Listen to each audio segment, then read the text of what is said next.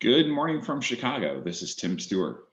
I am president at Visual Decisions, and we're here today to talk about how to modernize operational excellence. At Visual Decisions, we've been in the business of utilizing information from the shop floor to improve continuous improvement since about 2002. We help our customers combine the smart factory with the lean factory to drive improvements to cost, throughput, and quality. Our customers have seen dramatic improvements, such as 30% increases in OEE, 50% scrap reductions, and much more. Just like wearing a Fitbit won't automatically make you thin, though, implementing technology for Industry 4.0 won't automatically make the business better. The culture of the organization and the business processes have to be adapted to take advantage of the new capabilities to drive real improvements. That's why we have a unique approach to work with our customers to adapt the business to take advantage of the new capabilities and help establish a true data-driven manufacturing culture.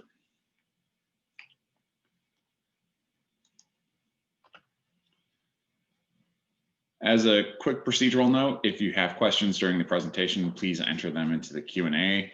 I will get to them at the end of the webinar. Thank you.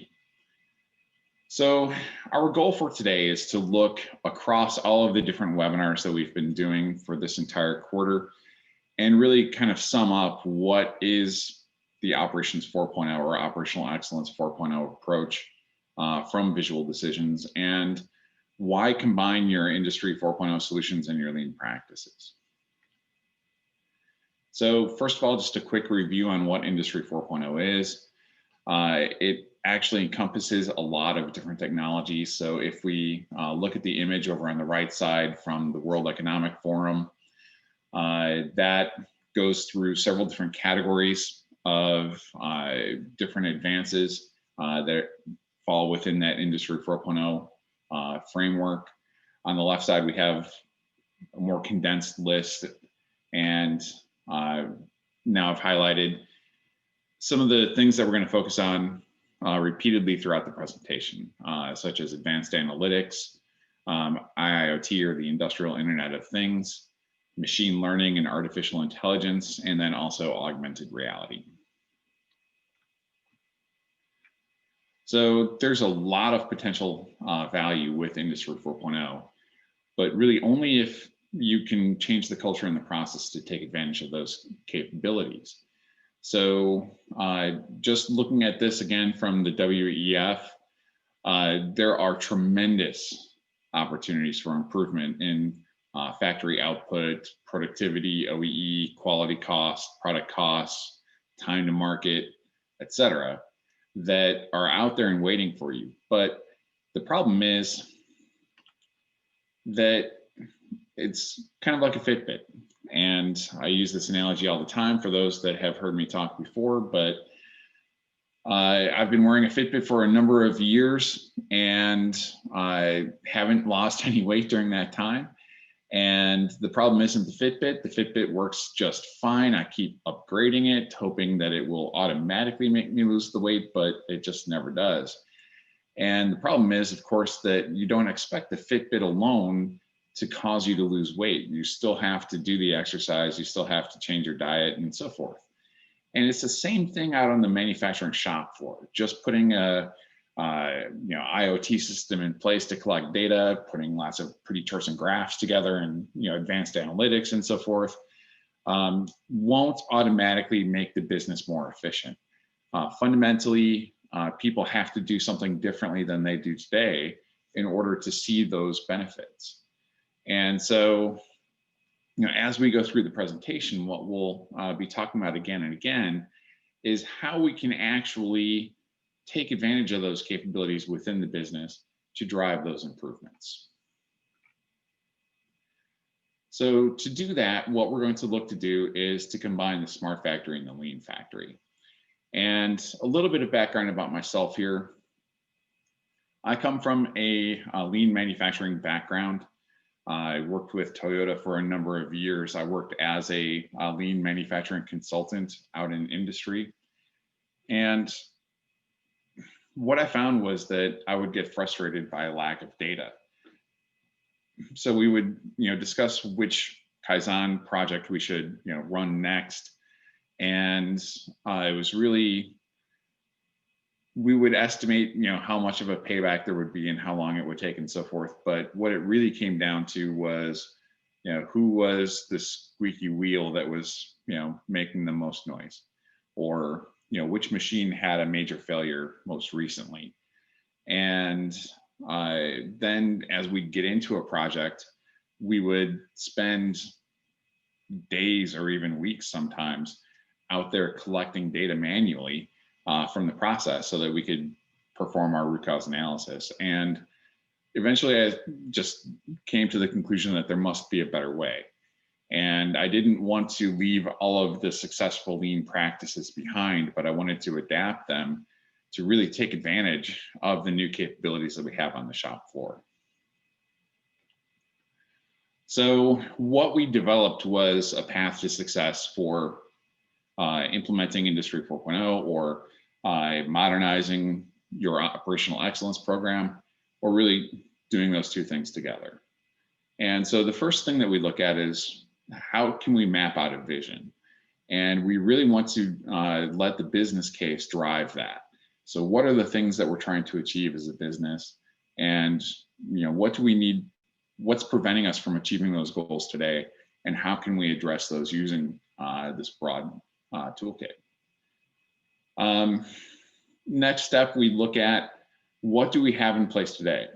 Where are we in terms of maturity from an OpEx perspective? What are the systems that we have in place? What is the data that is currently available and so forth? And really, how can we leverage that better than what we're doing today?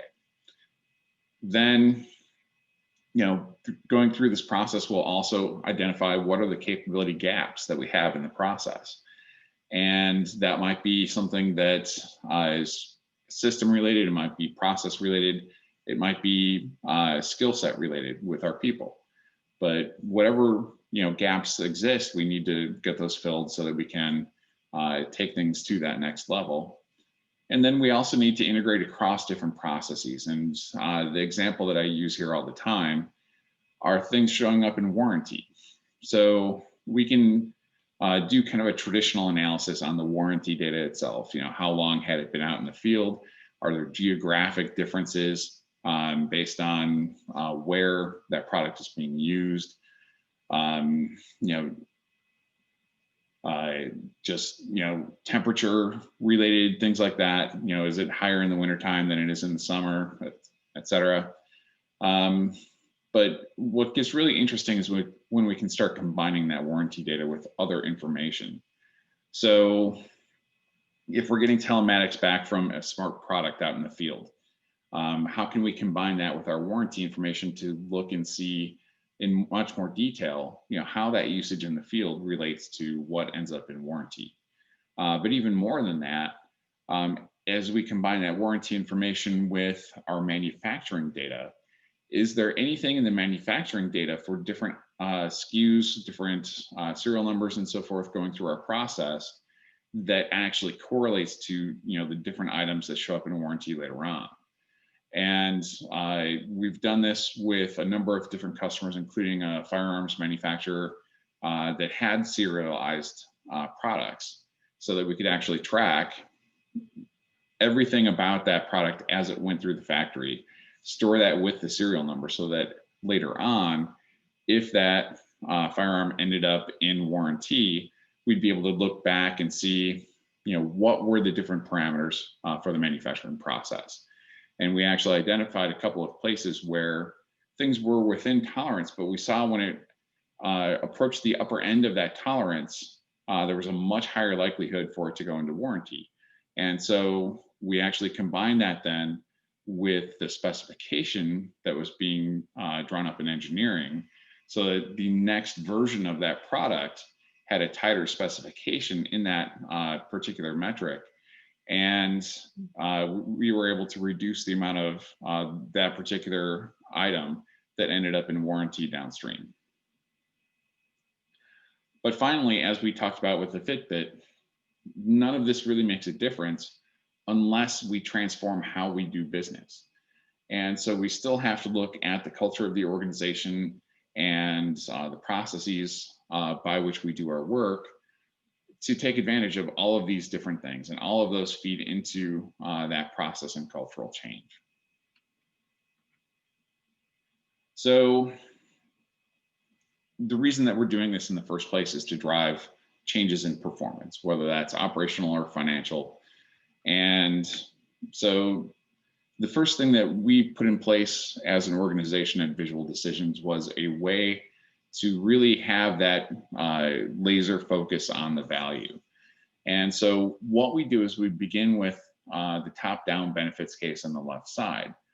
And we start off with those things that the organization is trying to achieve, as I mentioned a few minutes ago. So it could be, improved throughput, it could be reducing the total cost of quality, et cetera.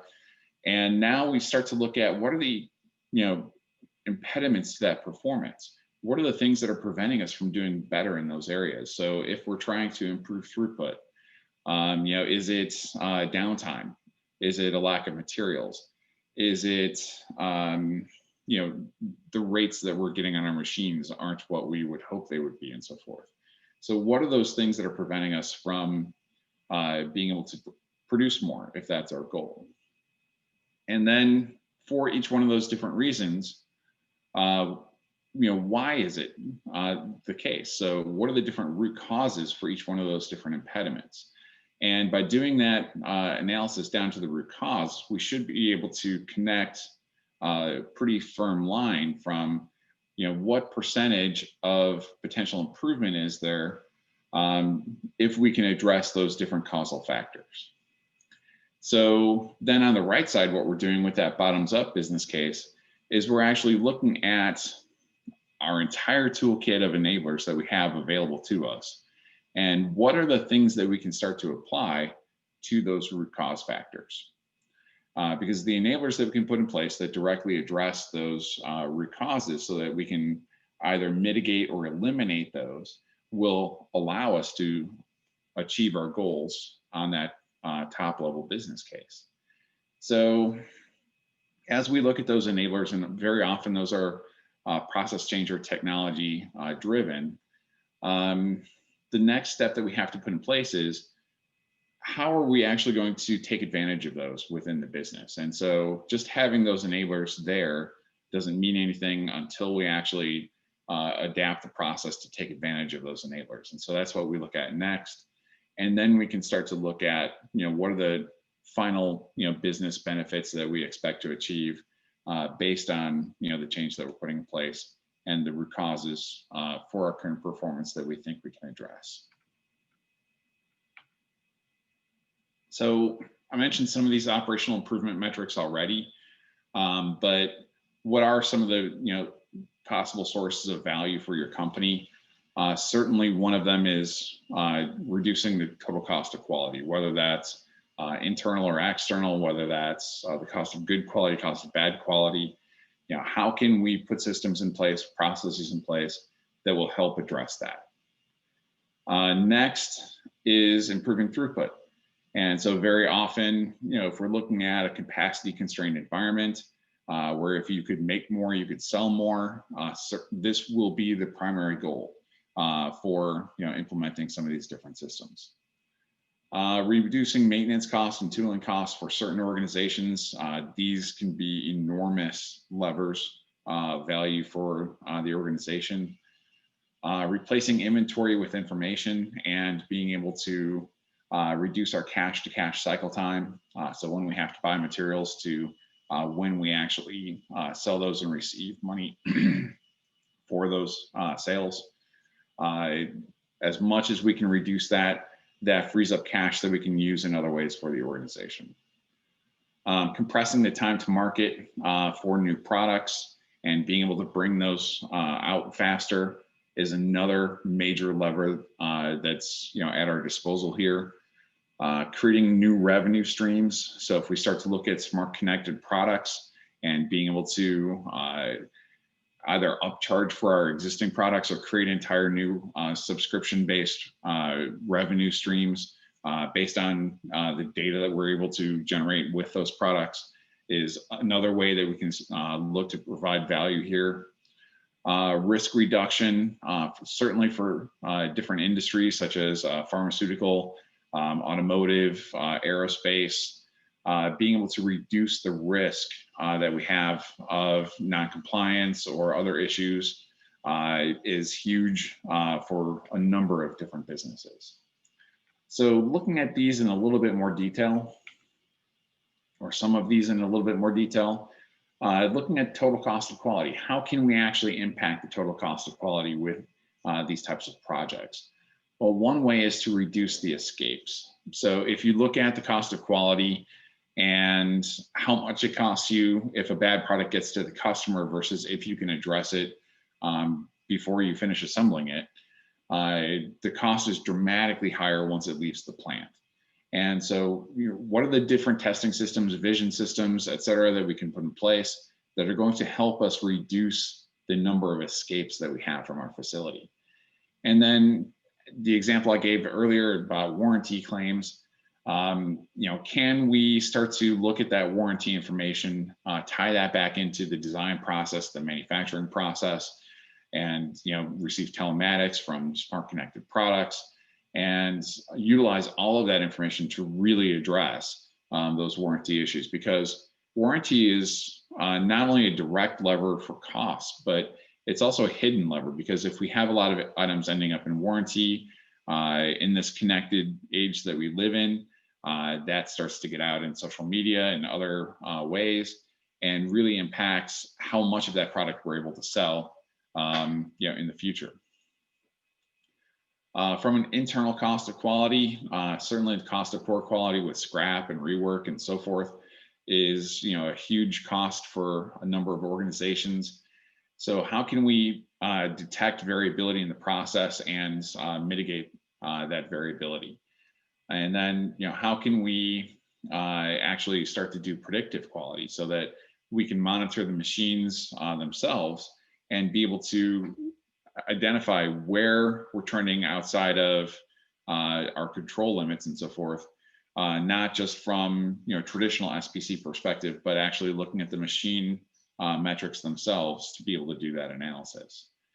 And then from a cost of good quality perspective, with all the testing that we do and the inspections and everything else, how can we reduce that as much as possible while still making sure that we don't have any bad parts escaping from our facilities?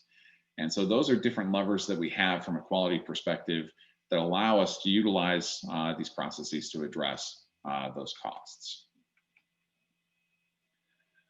From a throughput perspective, I have worked with a very large number of companies that were seeking to improve their overall equipment effectiveness in order to be able to get more product out the door. And usually the key focus here is on the downtime of the different machines. And so from an OEE perspective, your three levers are availability, performance, and quality. And certainly from a quality perspective, usually that's not a big lever in terms of throughput. If it is, there's a greater problem there. But production rates are generally fairly stable for most companies, but sometimes there is an impact that we can find there. But usually it's downtime, and there are very, very large number of ways that we can impact downtime. Looking at why are the machine failures happening in the first place, and being able to collect information about that and perform that analysis over time, putting predictive analytics in place to be able to do predictive maintenance on the machine and so forth, making sure that we have better coordination of material flow through the plant so that we don't starve or block any constraints, being able to do real-time identification of bottlenecks in more of a job shop environment and so forth, so that we can better allocate resources and do better scheduling and so forth. Having a faster reaction time to issues is kind of an underrated benefit of all these things. So when we look at our mean time to repair, you can break that into the actual repair time versus the mean time to respond. And by having systems in place that can immediately identify when you have a problem with a machine and notify all of the people that would be involved with that process, you can dramatically remove or reduce the mean time to respond. But you can also put things in place like augmented reality, where the operator can, use their phone or a laptop or tablet or something like that to show what is happening with the machine to the maintenance department before they have to travel out to the machine. And it's possible that the maintenance department is able to debug what is going on just with that visual and have the operator do the fix themselves, so that you can eliminate most of that mean time to respond from the mean time to repair. Being able to do faster changeovers and setups, and being able to identify where you have waste within that process and so forth. And then just overall finding all of the different wastes that you have and being able to identify and eliminate those through an improved Kaizen process. Being able to reduce maintenance and tooling costs. So I talked about this a little bit in terms of being able to improve that maintenance process, and reducing reactive maintenance really comes down to several factors. One is having the machine fail less because it's better maintained and so forth in the first place. So looking at your preventive maintenance and really doing a lot of optimization around that. And we've worked with a number of customers in that facet alone, where we look at what are the different preventive maintenance tasks, and we actually, measure how big of an impact that's having. So we tie that PM activity to what are the failure modes that is supposed to be addressing, and we do that through basic FMEA process and other ways. And then we can start to look at, if we vary the timing on that PM routine, how much of an impact does that have on that failure mode occurrence?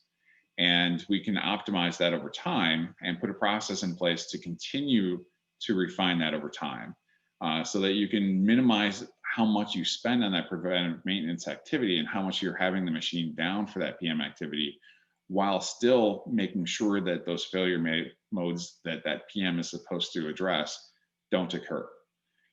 And then the next step in that, in terms of reducing the reactive maintenance time, is, as I said, reducing the time to respond and the overall time to repair. What I didn't mention on the last one for the mean time to repair is being able to optimize your first time fix rate. And so being able to arm your maintenance team with as much information as possible when they first go out to the machine gives them the best chance that they have for having the right tooling, having the right spares, et cetera, with them, so that they can get the machine fixed on that first visit, rather than going out there to diagnose it, going back to the machine shop, getting whatever they need, and then coming back to the machine. So then the next aspect of that is getting into the predictive maintenance. And this is, again, monitoring the machine, being able to look at those process variables that are being generated as the machine runs, and really looking at those factors to be able to see where am I starting to have temperatures rise, vibration rise, et cetera, that give me warning signals of impending failures. And there are machine learning techniques and artificial intelligence algorithms and so forth that we can utilize to essentially correlate those different signals that the machine gives off with our output of when the machine fails. And there are a lot of techniques that need to be put in place to really optimize how you go about that, that we have a lot of experience in with our customers. One more aspect of this is really solving the tooling dilemma. And the tooling dilemma is that if you take the tool off too late, you're going to produce bad parts. So an example that we have worked on with the customer is a grinding wheel. And so if you leave that grinding wheel on too long, eventually the wheel wears down and you start to actually burn the parts that you're trying to grind. And obviously that's a bad thing. But if you take the tool off too soon, you're spending too much on either replacing or refurbishing those grinding wheels. And the same is true with any tooling. So how do you start to now optimize when you take that tool off? And again, What we can do is we can either do that in a kind of non-connected way where we look historically at the information and we can analyze that to be able to make long-term decisions of, we should run this many of this part before we change the tooling. But we can also start to utilize those signals coming directly from the machine to do predictive tooling changes. And this again looks at how much vibration, noise, power draw, et cetera, are in place. And when those signals rise to a point where we actually want to make the call that that tooling is wearing down and we need to make the change. So next is replacing inventory with information. And in this area, we need to look at, how can we actually shorten our supply lead times and so forth. And so how do we work with our suppliers in order to minimize the amount of time that it takes from when we order to when we receive those parts? But how can we work with that supplier to give them better information so that they can supply us on a more regular basis? How do we smooth out our manufacturing process so that we have a more consistent ordering pattern with our suppliers so that they can do a better job supplying us and so forth? All of those things that are part of the lean process, part of the implementation of lean, as you collect all of this data and as you have better data available, you can make better decisions with all of these things.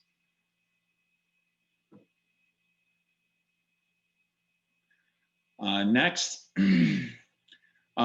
we've talked a lot about the operational metrics, but how does this all tie to the actual financial performance? And at Visual Decisions, we have gone through a long process with our customers over the years of how do we translate those operational metrics into what are the actual impacts on the P&L, the income statement, or the balance sheet or the cash flow statement. And so for each one of those different line items, really, we have entire sets of metrics that are typically, operational metrics, such as OEE, such as, first time right and so forth. And, how those actually tie into our financial statements. And so line item by line item within those statements, whether it's on the revenue side with being increased sales, looking at our expenses for materials or direct labor or outsourcing, indirect labor, indirect materials, logistics costs, maintenance, warranty, utilities, all of those are impacted by the things that we've been talking about so far. And so what we have is a very sophisticated framework for how we translate those operational metrics into the financial performance. And part of the reason why that's important is that we want to be able to do things like, justify, if we're going to put a new tooling program in place, what do we think is going to be the impact of that? And now, how do we track that over time and see what was the real impact of that? The other thing is, as we're going through and looking at the daily performance and so forth, one of the tools, one of the standard tools that is used by plant managers is, standard cost report and a daily variance report and so forth. And looking at variances from your standards. And that is a good report. From a lean perspective, though, what you would much rather see is a daily variable cost report. So what are my direct costs instead of looking at overhead absorption and things like that? What are my actual direct costs that I'm incurring on a daily basis, on a real-time basis, if possible? And how do I manage those factors within the organization so that I can really, truly minimize the cost of doing business while producing as much as I possibly can? So if we can make those links between those operational metrics and those financial metrics, then that allows us to show those reports in real time, not only for units produced and amount of time for downtime and so forth, but what is that actually costing me? So with all of that said, what does the Operations 4.0 program actually look like? How do we take our traditional operational excellence, lean manufacturing, Lean Six Sigma activities, and now blend those with the digital or Industry 4.0 solutions? So when we look at work and we look at people, process, and technology, and where we think we have the biggest lever for change, very often the Industry 4.0 implementations really focus on that technology aspect of it, but we have to blend all three together. And so as we do that, one of the things that we have seen in industry is that manufacturing has really embraced technology over time. We look at things that seemed futuristic, 5, 10, 15 years ago, are extremely commonplace today. So lasers, robots, cobots, augmented reality, machine learning, artificial intelligence, all of those things are commonplace in the factory today. And then as we look at how we do our operational excellence programs, we're still using whiteboards. We're still going up, to pages with markers and so forth. We're still printing off Excel spreadsheets and putting those Excel spreadsheets, in little plastic sleeves and, updating those on a daily, weekly basis and so forth. And so there is a better way.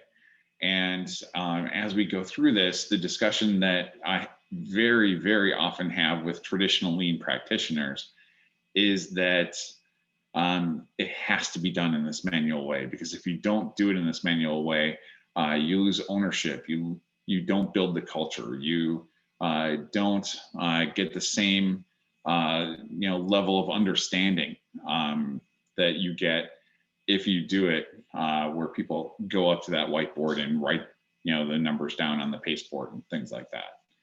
So I want to take some time and talk about how can we maintain fingerprints on the process while still utilizing technology as part of our operational excellence program. And so these are really the key objections that I've found over time. And the first one that I'll address is involvement. And, the complaint is that by forcing people to go up to the whiteboard and actually write down what they produced in that half hour, what they produced in that hour, what their problems were, and so forth with the machines, that you're involving, everyone in the process that way. And it is true that you're involving them in the process that way, but you're involving them at the lowest possible level. And so you are basically forcing the data collection on them, but not necessarily anything more. Just going up there and writing the numbers on the board doesn't actually necessarily lead to solving the problems. You still have to have the standard work in place for leadership and for the operators that now takes that information and does something with it.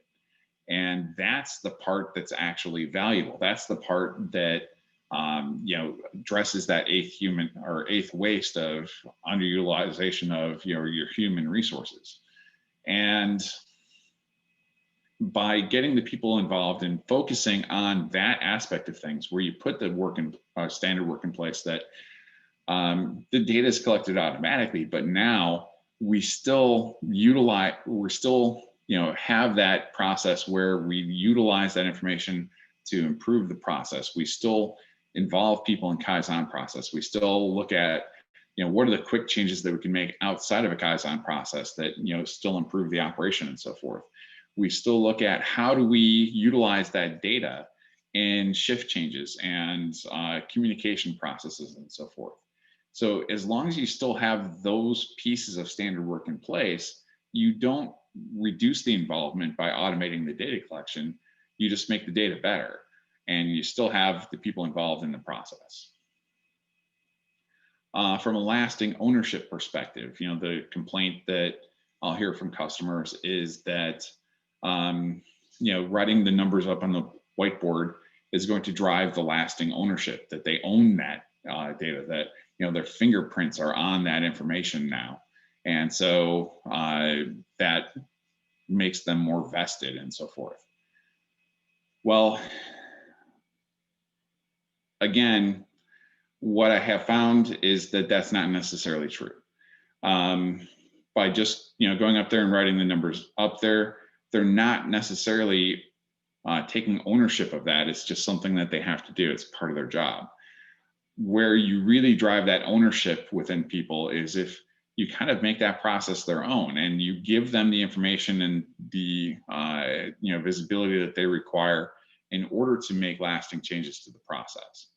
And by owning those changes, you're actually driving much more significant ownership than you are if you just have them, go to a whiteboard and write numbers on there.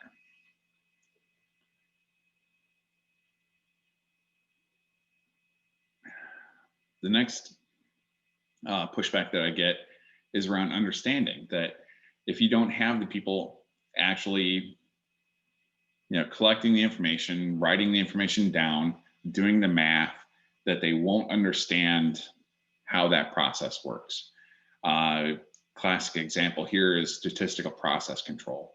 And I've met a lot of lean practitioners that feel like someone actually has to manually do all of that math in order to really understand what SPC is doing and why it's achieving the results that it achieves, and understanding what to do with that information. And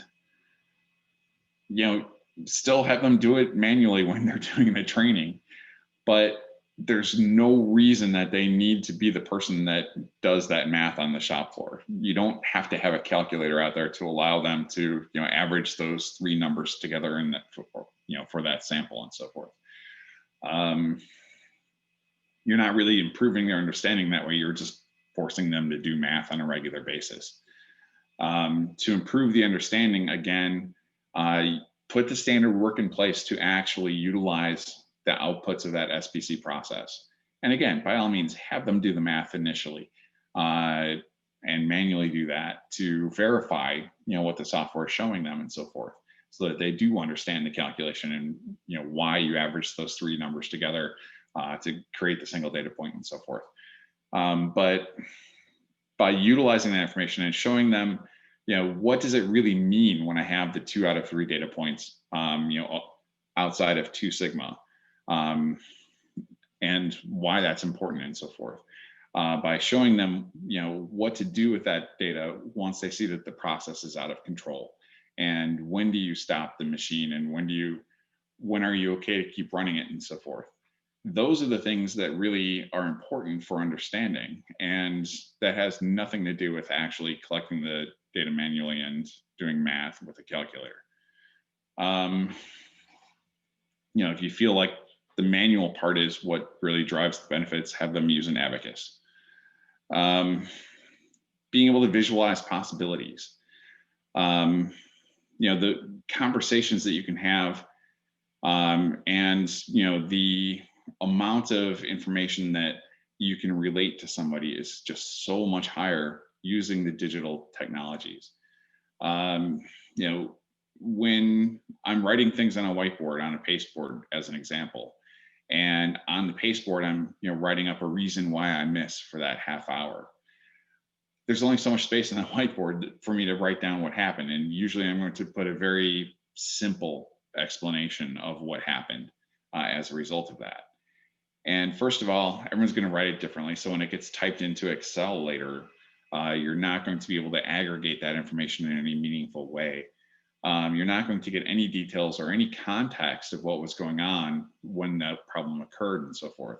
So I'm not going to understand, whether that problem is tied to what product I'm running, what time of day it is, what is the humidity in the manufacturing environment and so forth. All of those things are completely lost. But if you're collecting that data automatically, now you have the ability to have that entire context with it and really understand what are the different possibilities for what could be causing this issue and what can I do to make it better. And finally, the traditional idea is that doing that additional work of the manual data collection, it makes somebody more invested in changing the process itself. And this goes back to the ownership and so forth. And these are very closely related concepts, but certainly I hope I've gotten the point across that, with all these other things, just doing, the writing numbers on a whiteboard and so forth isn't what drives that investment. It's, how you treat that person. It's how much ownership of the process itself you're giving them that's really going to make that person being invested in improving and changing the process. So when I look at transforming this operational excellence program, I kind of break this down into two parts. The first one is the lean management system itself, and the second one is the toolkit that you utilize for making the changes happen and so forth. And so the management system itself, you look at the standard work, the visual controls you put in place, how do you make Gemba more effective? What's the actual management operating system that you utilize? What's your daily accountability process and so forth? And the toolkit are things like Kaizen, root cause analysis, value stream mapping, FMEAs, and much more on really both sides of this. But I'll use these particular examples out of the entire Lean Six Sigma toolkit to illustrate what I'm talking about here today. So from a standard work perspective, how do these digital solutions really help standard work? The biggest thing is that it comes down to is delivering the right information to the right place at the right time to the right people. And you can do that in a number of different ways. You can do that through visual controls. You can do that through tablets. You can do that through the HMI on the machine itself. You can do that through augmented reality glasses. And it really depends on the type of information and the type of actions that you're looking for them to take with that data. But as I as I look at the standard work and what is the ideal standard work that I want for my staff, what are the technology things that I can put in place that really help optimize that standard work? And what are the things that I can give them in the right way at the right time, in the right format for them to take action? And those are the things that are really going to help drive that standard work and take it to the next level. So a lot of those things that I was just talking about in terms of ownership and visual controls and things like that are much more effective when you can deliver those digitally. And then how does standard work actually help Industry 4.0? So again, the technology doesn't really provide value until people use it is the single biggest thing. So helping to drive adoption of a new solution is the single biggest thing that standard work can really do. But there's a lot of cases where you're looking at downtime on a machine and you want to put predictive analytics in place and so forth. But the machine itself can only diagnose a certain amount of the downtime. And it's not going to be able to determine all of the different reasons why you have failures. And so, pardon the noise from the dogs. The operator is able to provide that additional context that really tells you why a machine is going down and so forth. And that's very important because as I'm looking at different signals from the process, whether it's vibration or heat or power draw or any number of other different signals, and I'm looking at what are the types of downtime that are resulting, and trying to draw the correlations between those. If I don't have an accurate picture of what type of downtime it is, then my machine learning algorithms, my artificial intelligence algorithms won't be able to really do a good job of doing the prediction. I have to have that really good, clean output signal that helps me identify how those things work together. And so that manual data is very critical for the success of a lot of these systems. And then using the systems by the management teams and the support staff and so forth will also help validate the data and drive the usage, of those different systems. So I've talked a lot about visual controls already, but they really need to be digitized to magnify their impact. So this was a customer down in Mexico, and as you can see, they had a SQDC on board: safety, quality, delivery, cost, manpower, or in their case, quality, cost, delivery, safety, manpower. And as you can see, what they did was they printed off, kind of standard pieces of paper, and they either, wrote information into those pieces of paper, or, they would color it in, as the day and week went along. And they kept all the pieces of paper inside of those little plastic sheaths. And to make a change, you had to pull it out of the sheath. You had to, write your stuff on there. Then you had to open it just right and, stick it back in. And then you had to walk back to your station and everything else. And there's a tremendous amount of waste associated with that, first of all. And then secondly, somebody had to come by with, a laptop at some point, or grab these sheets and take them over to their computer, and now type all of that information into Excel. Otherwise it got lost. And then you have the process of, if you want to analyze that information, now you have to pull that information from multiple different Excel spreadsheets in order to actually try to draw trends over time and so forth. And so just a tremendous amount of waste associated with this process, not even accounting for how much of the context you're losing, inaccurate data, and so forth. So I am a big fan of a particular book, Creating a Lean Culture by David Mann. A lot of the things that I'm discussing today in terms of creating a culture and so forth are built off of the things that he presents in that book. But I do believe it paints a very outdated picture of what is possible with technology. And so I took the first three columns in blue are directly from his book. And I mean, this is, Shingo Prize winning book, highest honor a lean manufacturing book can get and so forth. And I'll kind of go through these pretty quickly, but he uses these questions in order to really paint the picture of why you want to do things manually as opposed to these IT provided reports.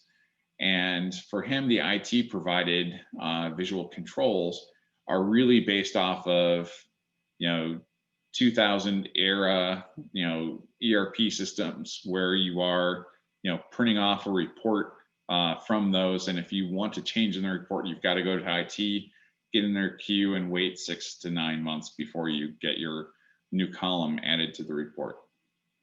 So, looking at whether that information is timely, as the guys are writing things on the whiteboard, it's every half hour, it's every hour, that number is updated and, they're good to go. With IT provided, it would be current as of the last data entry and the last time that the report was run.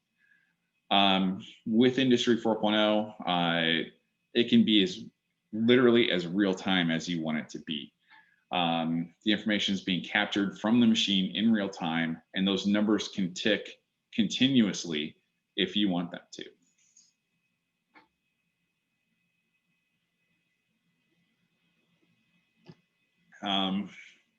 Is the information accessible? And this is one place where you can really see his bias. For a whiteboard, he's saying you can see that from 10 feet away, and that, on the IT provided, it's only going to be on, a little laptop screen or a little computer screen, and it's only there for one single individual. Well, now we can have, 85-inch TVs on the shop floor that are bigger than the typical whiteboard, and, brightly lit so that those things are visible from much more than 10 feet away. And furthermore, it can be replicated on every phone, tablet, computer screen, TV screen, etc., that you have in the organization, so that it is accessible from anywhere at any time, even around the world. Next, he talks about, is the information precise and accurate, and acknowledges that from a precision point of view, the human doesn't always have that information precise. The computer will have it precise, but not necessarily accurate. And that, from a manual point of view, that normally the whiteboard is close to, the machine itself, so that you can do a physical inspection and, kind of walk back and forth if you have to make sure that you're doing things correctly. Whereas with an IT provided system, who knows, what the accuracy is. And that was probably true back then. But now, first of all, you can have the display right at the machine. You can have it on somebody's phone. And it's even easier to be at the process with that information and being able to verify it right there. Secondly, there are any number of ways that you can validate that the information on the machine and on the display are exactly the same, so that you can verify that they are both precise and accurate. Does it prompt questions? And,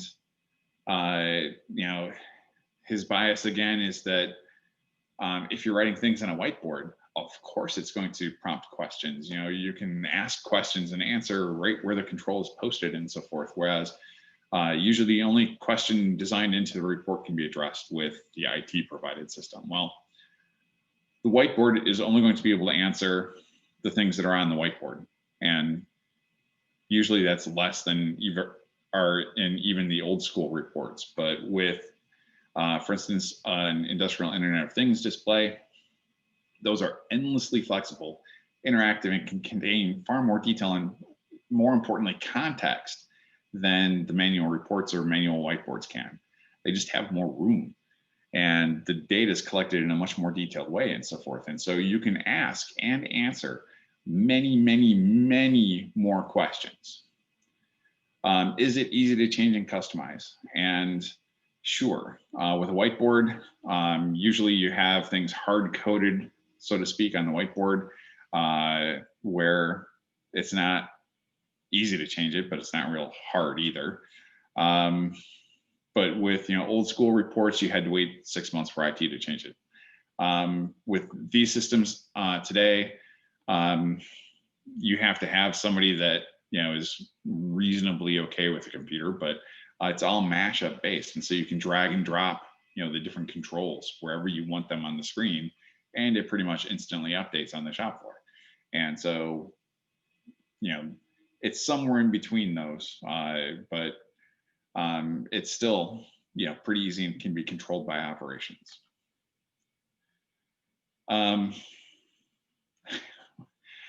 The next one is the intimidation factor, and he talks about manual controls being very low. It's about as difficult as coloring with crayons, whereas an IT provided system can be very intimidating to those not literate in the system and so forth.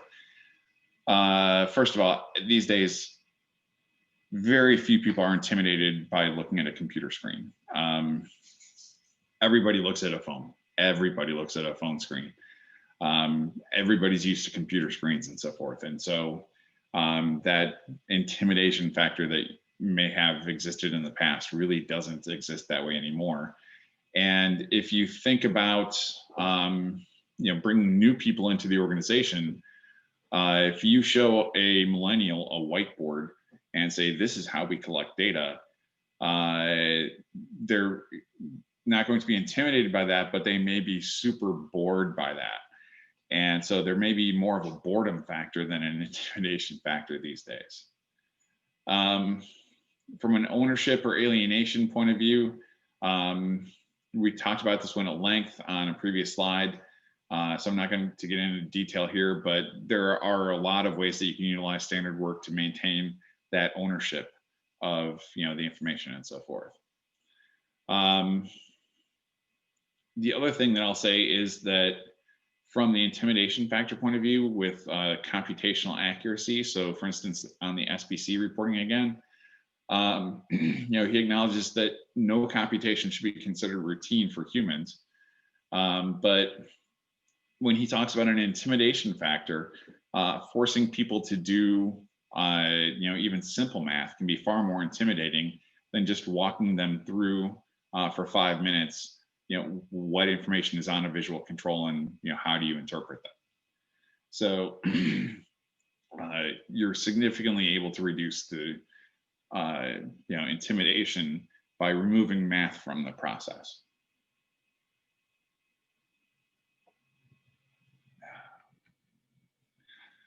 So next, I'm going to talk about a management operating system, and this is a very common concept from lean manufacturing. And one very common form of that in lean is Hoshin Connery or policy deployment, and uses that X matrix over on the right side, where you are balancing, the long-term objectives for, the entire company and so forth, down through, what are the actual initiatives for, short term that you're, giving that next level down within the organization, and then you continue that process going down through the organization. You also have management by objective processes, OKRs or objective key results, balanced scorecards, and just simple KPIs that you're using within the organization. And traditionally, these are done very manually. They're updated. I don't know where I stand on my MBOs or my OKRs until the end of the month, the end of the quarter, end of the year, et cetera. And so it's not a very rapid feedback loop. Even if my objectives or OKRs are tied to some of the KPIs within the business, often I don't have visibility of those in real time either. And so I have to wait until end of the month before I understand where I'm at from a delivery perspective and so forth. So by making these things digital, I'm able to get visibility to all of this in real time. And so if I create a digital management operating system, I can look across any number of metrics I want. In this case, we've built these for a number of different customers. In this case, we built this for a chief operating officer at a tier 2 supplier in automotive that had all of these different standard KPI that he utilized for his direct reports.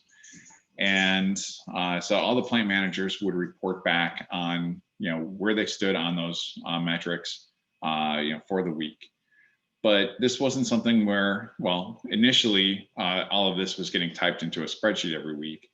But what we did was we started to tie these things directly into the systems from the shop floor. And we started to collect all of this information, or at least as much as we could automatically. And then we're able to bubble this information up through the organization and have consistent views from the shop floor all the way through the COO.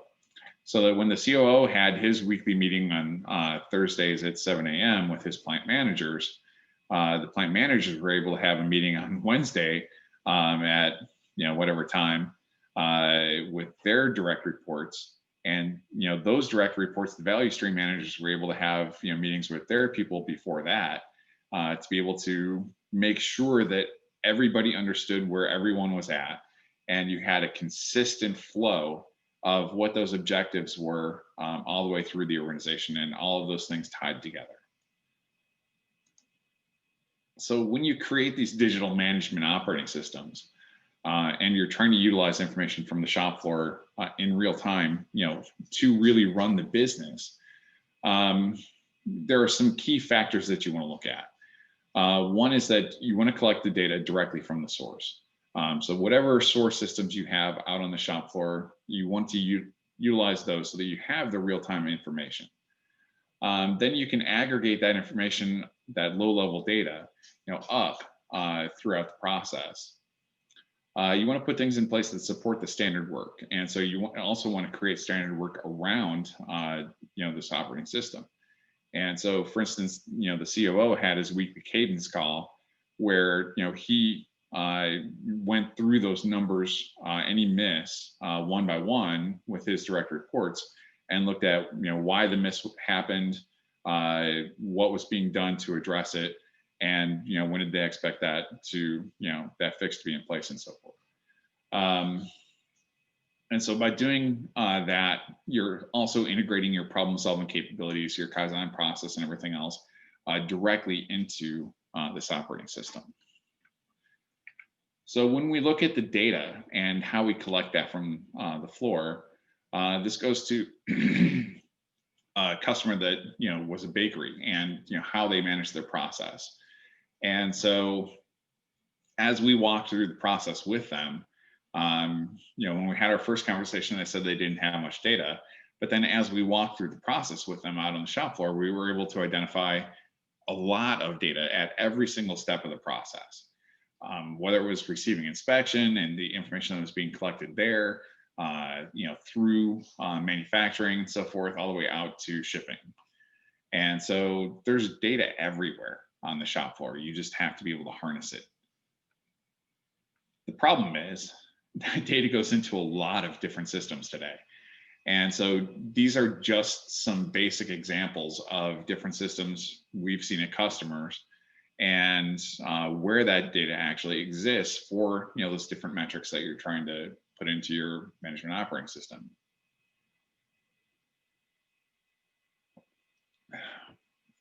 To give one kind of detailed example here, for a firearms manufacturer, as part of the management operating system, we're asked to create a corporate quality dashboard.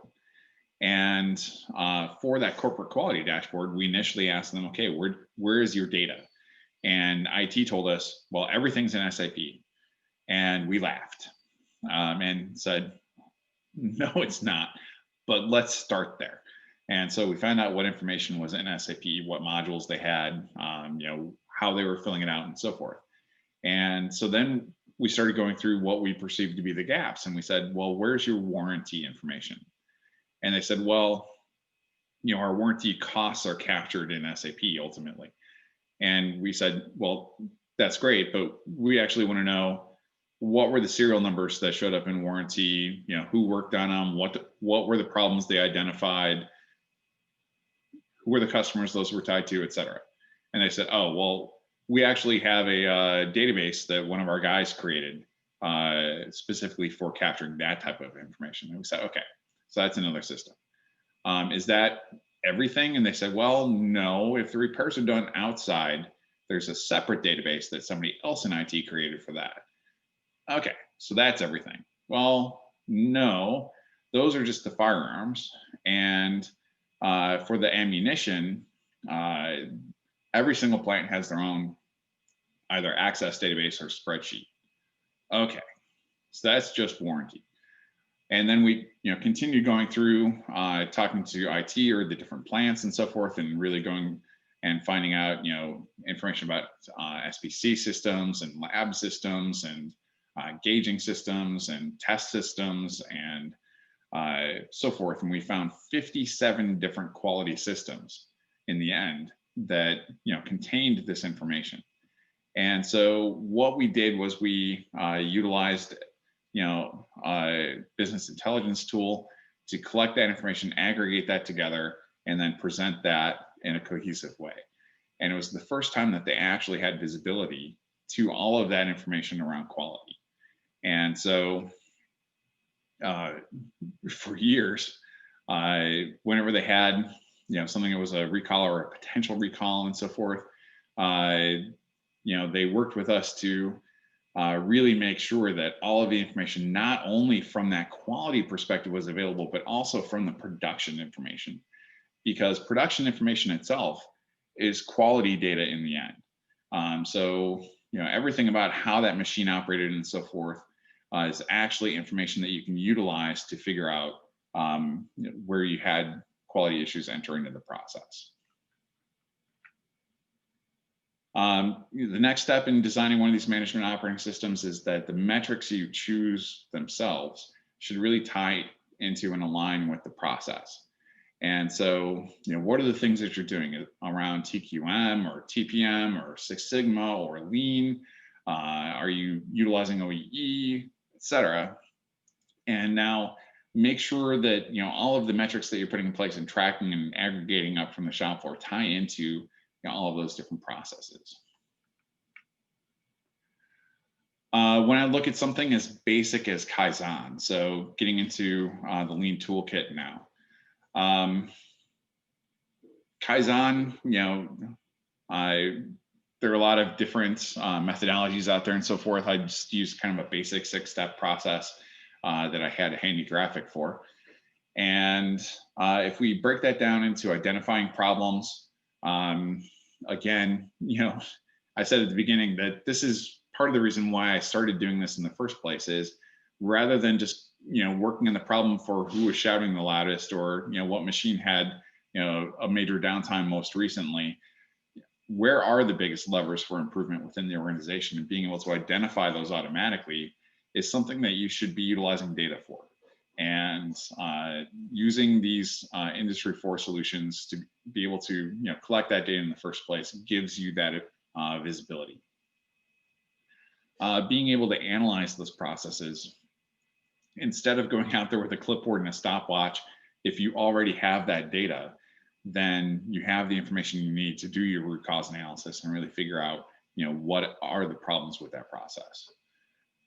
Creating solutions and testing those solutions, being able to have things like simulation capabilities, and having that digital twin where I can go in and see what are the impacts of potential changes without having to make a physical change on the line, can provide a lot of value, because I can first of all see a lot of different things, but I can also test things much more rapidly and iterate through different solutions.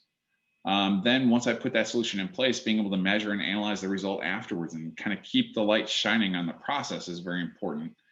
And being able to standardize that across my entire organization is another huge lever that these systems can provide.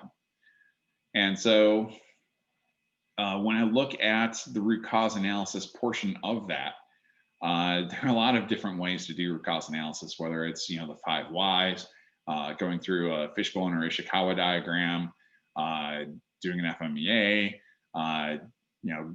more of a 6 Sigma approach, doing a analysis of factors, or design of experiments and so forth. Those are all different frameworks, but they all require data.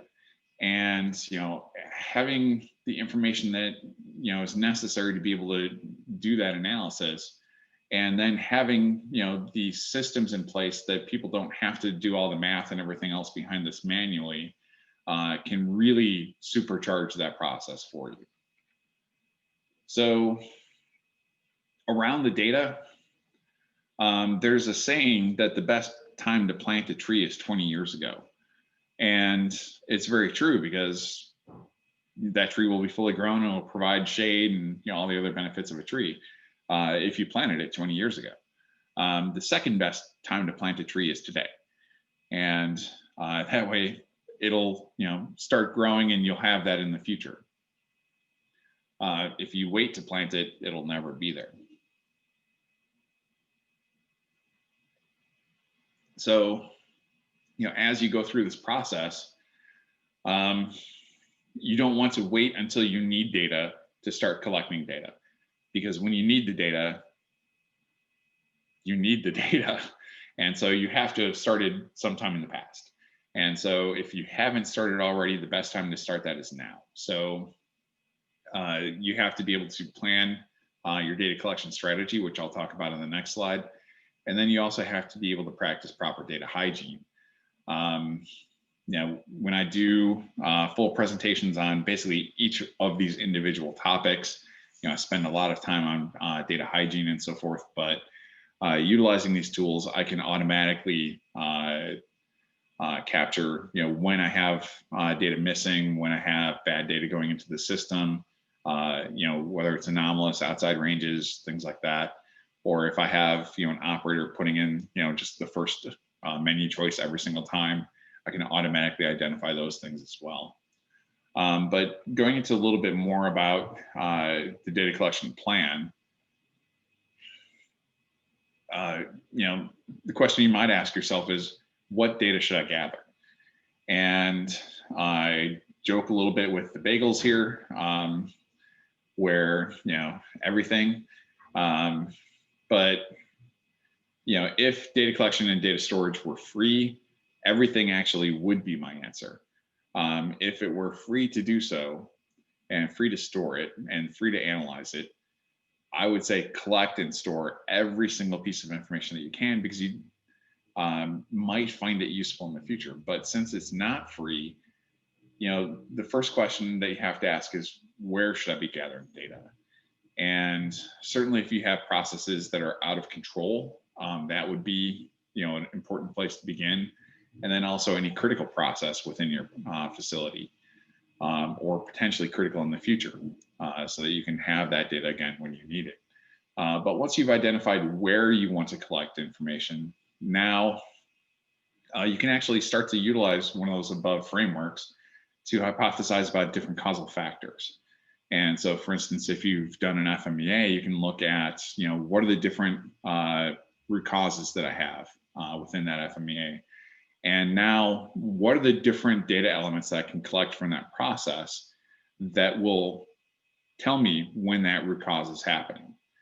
And so then I can put plans in place to collect and analyze that data, and also control plans in place to monitor those factors to be able to maintain my data cleanliness and so forth.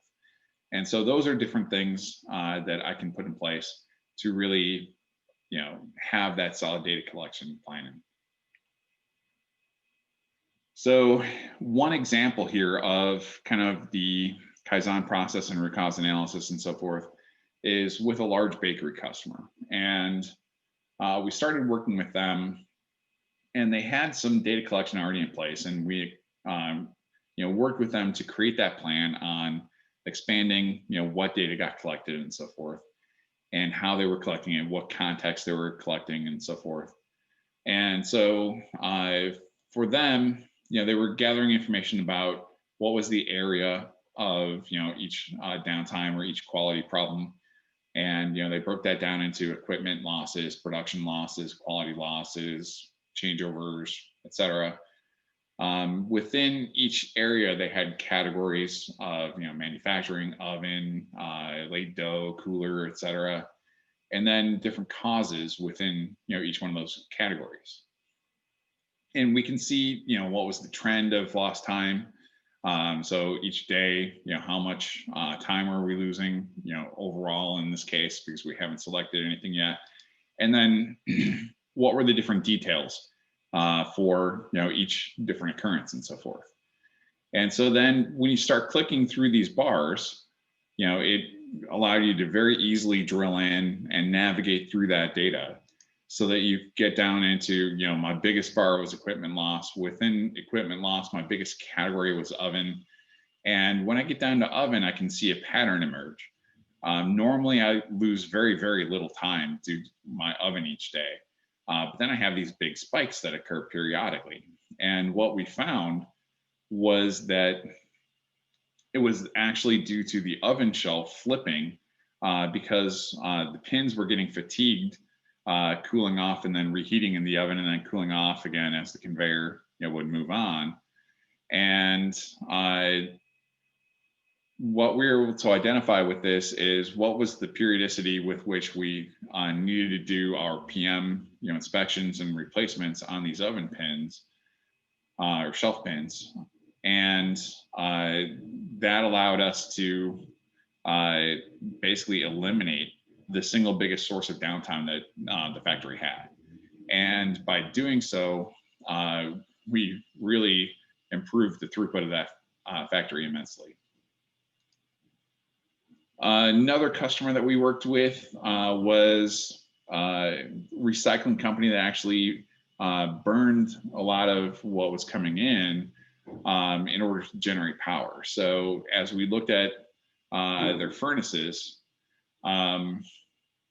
when we looked at a run chart, we would see what they called dents in performance. And they looked very random, just when you looked at the run chart. But when we laid that out in different ways, we were able to see, a lot of important structure to the data. So looking at this chart, we we were able to identify that certain set points were generating pretty much all of the dents. And so then we worked with the engineering staff on why those particular set points would be the ones where the dents were occurring, and what was driving that performance was then, we ran correlation studies after that, where we collected, really looked at what were the different, runtime factors and so forth that were correlated with those dents in the output. And so just, kind of zooming in on, one particular area where, we were experiencing those dents, we could see that the outlet O2 was very negatively correlated with,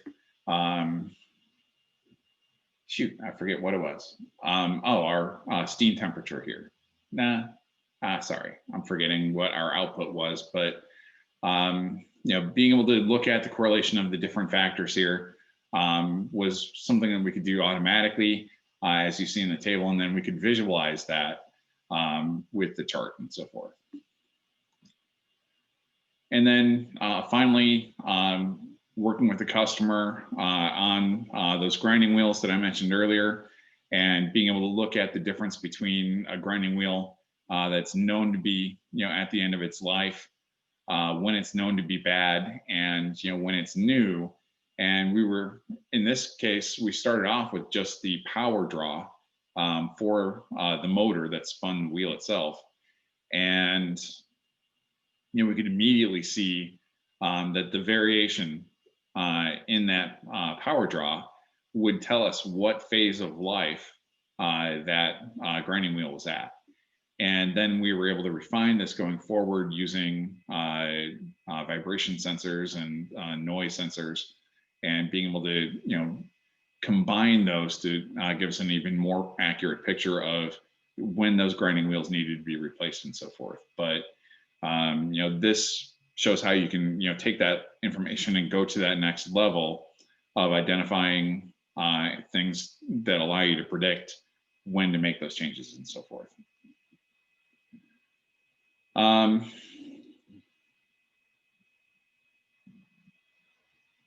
Value stream mapping is another really common tool in the Lean toolbox for doing analysis of how you identify where there's waste in the process. And the traditional way of doing this is shown over on the right side, where you gather a whole bunch of people in a conference room, you get a whole bunch of sticky notes, and you go to town. And where you need to, you take the team, you go back out to the shop floor, you watch the process, you collect data, and you come back to the conference room, and you write how long that process takes and so forth. And you basically just capture that snapshot in time for when the team goes out to the floor to be able to say, how long does this operation take? How long does it take between steps and so forth? And now you've got your value stream map. But to do that, you really have to pick a single product or a single product family. And so usually the first step in doing the value stream map is selecting what product I want to do this for, and determining how can I aggregate my different products together into families so that I can do a value stream map for a particular family. And now I only have it done for that one process. Whereas if I do this digitally and I utilize information coming from the shop floor, as long as I'm able to trace the work orders through the different steps in the process, and I have that work order identified at each step, and I see how my different work orders for sub-assemblies tie into final assemblies and things like that, I can have all of the data that I need to automatically generate at least the manufacturing portion of that value stream map, because I have every single step that it went through on my shop floor. I have how long that process took, not just one time, but every single day for as much history as I have in my system. I know exactly how long or when the next operation started. And so I can see how long it's taking between steps and so forth. And so I have really all the information I need to create my value stream map, not just for one product, but for all of my products. And so I can do all products at once. Now I don't have to look at them all at once. That's kind of impossible with the value stream map, but I can have a list of products and I can, have a drop down list and I can pick one and I can see what is my value stream map for that product. And again, I might have to fill in the extra portions of it, information flows and so forth, but the core of it is automatically generated. And it's going to be far more precise and accurate than it is if I try to do that manually. It reflects the true process. It shows deviations from that standard process. It shows me not just the mean time, but the entire distribution. What are the maxes and mins, and how does that curve look and so forth. It automatically updates with the process. Furthermore, I can make it part of my daily process. It doesn't just have to hang on a wall anymore.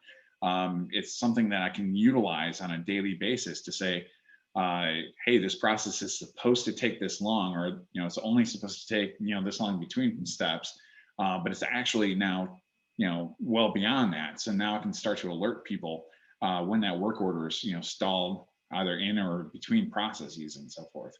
And I can really focus shift the focus from collecting the information and putting the sticky notes on the wall to, hey, where is the waste in the process?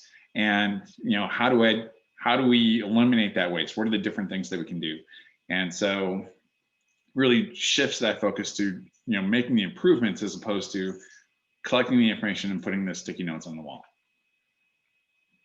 Likewise with an FMEA process, failure modes and effect analysis, I can take that information and I can collect so much of this information automatically, especially if I align the downtime reasons that I'm collecting from the shop floor with my failure modes that I have in my process FMEA.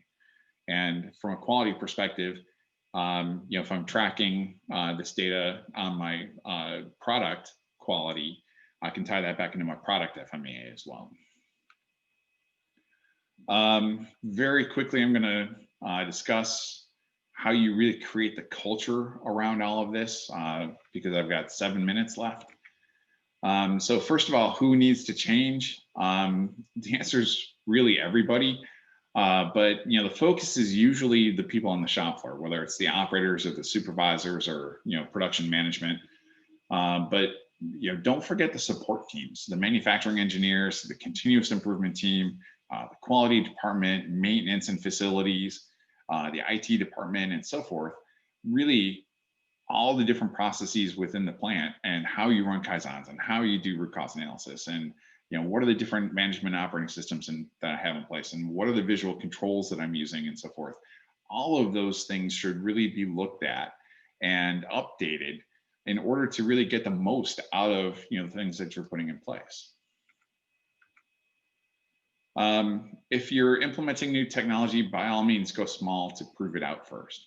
But once you've proven that the technology itself works, you're not necessarily going to get the value from doing that pilot, because unless you change all of these supporting processes and so forth for that pilot area, you're not really going to see the improvements until you do so. So once you've proven out the technology itself and that the technology works, then it's time to go big.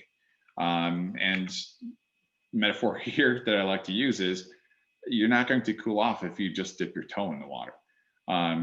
You'll only cool off once you jump in the pool.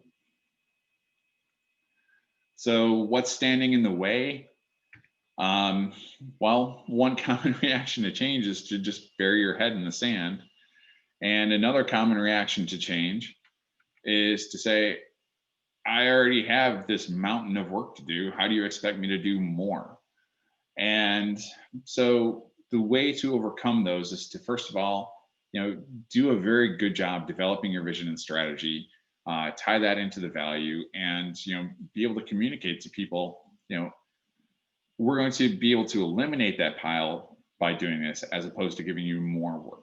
And so you have to have that very clear communication strategy as part of your vision.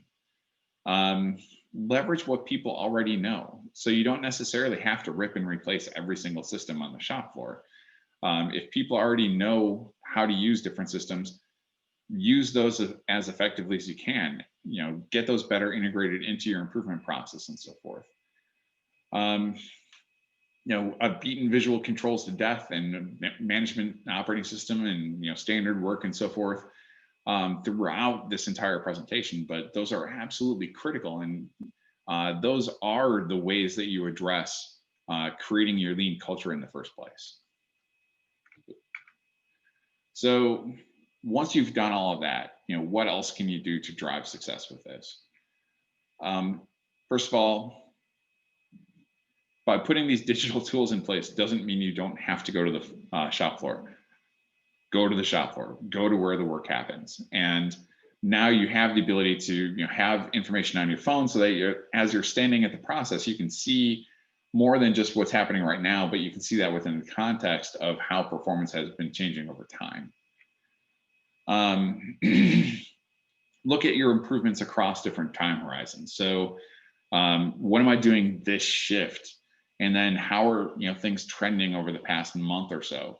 And what I'm doing with that information is very different in reactive versus analysis and preventive mode in those different time frames. Implement permanent solutions. Don't just put a Band-Aid on the problem. So as you go through your Kaizen process and so forth, as you're brainstorming different solutions to the problem, don't just keep doing the same fix over and over again. Actually put something in place that will address the root cause. A quick story here.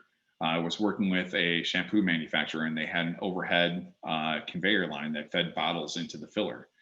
And in the data, I was seeing that there were just continual short stops happening at that filler. So I went out to the shop floor, and what I saw was that it ran for about 15 minutes, and that overhead feed would get jammed. Bottle would go sideways within there, and the operator would grab a broom and they would poke at it until that bottle either went upright or popped out, and then the feed would start again. And I watched the line for another 15 minutes, and it would happen again and so forth. And I brought the supervisor over and had them watch it and asked the supervisor, so how frequently does this occur? And he said, well, that's just the way the line works. And so you don't want to just keep poking things with a broom. You want to fix that feed so that the bottles don't fall over anymore. And those are the types of things that you need to be putting in place. To do that, you have to collect actionable metrics. If the data had been there that I could have seen that the bottle falling over on that line, on that feed was, why that filler was continually stopping, I wouldn't have had to go out there and watch it. I could have actually seen within the data itself that that was the cause of what was going on. And by capturing that root cause information, now I'm able to take actions directly on the information that I'm collecting. Beyond that, you want to set yourself up to do predictive and prescriptive analytics. Predictive analytics are pretty obvious. Prescriptive analytics at the firearms manufacturer I talked about earlier, we had an issue where they would build a certain number of rounds. They would send those off to another building for testing, because it turns out you can't actually fire live ammunition where you have gunpowder hanging in the air. And they would take those test results, they would type them into an Excel spreadsheet, they would send those to engineering. When the engineer went back to their desk, they would look at those test results, they would look at the pressure, velocity, and accuracy of the test rounds. They would make recommended changes to how many grains of gunpowder and so forth would be in that round. They would send that back to the shop floor, and they would make the adjustment to the process when the supervisor or operator would actually now see that spreadsheet. And so that entire process could take 6 hours, and that 6 hours could span multiple shifts. It could go from day to nighttime, it could go across a weekend, et cetera. And as you might imagine, gunpowder is extremely sensitive to humidity. And when I actually closed that round, the environment in the plant is now forever the environment inside of that round. And so by the time that loop closed, my humidity could be very different from what it was when I did that initial testing. And so I had to build another test sample, go through the same process again until I passed. What we were able to do is to close that process. We took the rules from engineering and we built that into a system so that we would build the test rounds, we would send those to the other building, they would do their tests, they would enter that information directly into a web form. And now we would take that information, we would analyze that with the same rules that engineering was using. We would feed that information directly into the filler itself so that it adjusted the number of grains. And now we can move on with the process. And we took something that took 6 hours in the past and we turned it into a 15-minute process. Finally, how to make all of this real.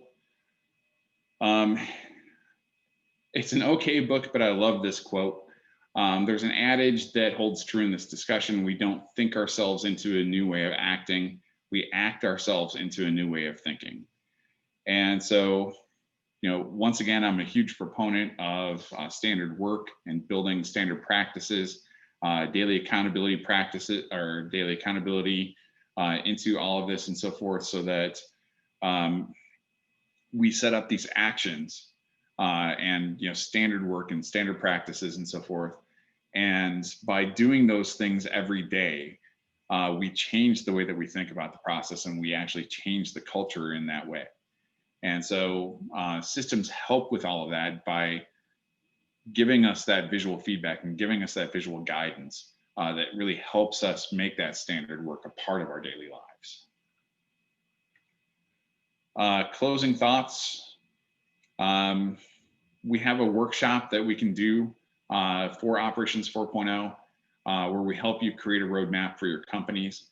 And it's very customer needs focused. And so we don't really focus on, what is the software that, would be put in place, whether that's, IoT or AR or anything else, or MES or you name it. But it's really focused on what is it that you're trying to achieve as a business. Then once we understand, what are the things that you're trying to achieve, we start to drill down into, what are those impediments and what are those root causes and so forth that are impacting what it is that you're trying to do. And then we start to develop a roadmap with a clear timeline and deliverables that, directly address those root causes that were identified. And then we deliver plans to deliver those gains within the first 6 to 12 months. So the value of the workshops, you get agreement on where you are today, where you want to be in the future, and how you're going to create that value along the way. You get buy-in because you're having a number of different people and departments participate in this, and you're only going to get that change to happen when enough people are bought in.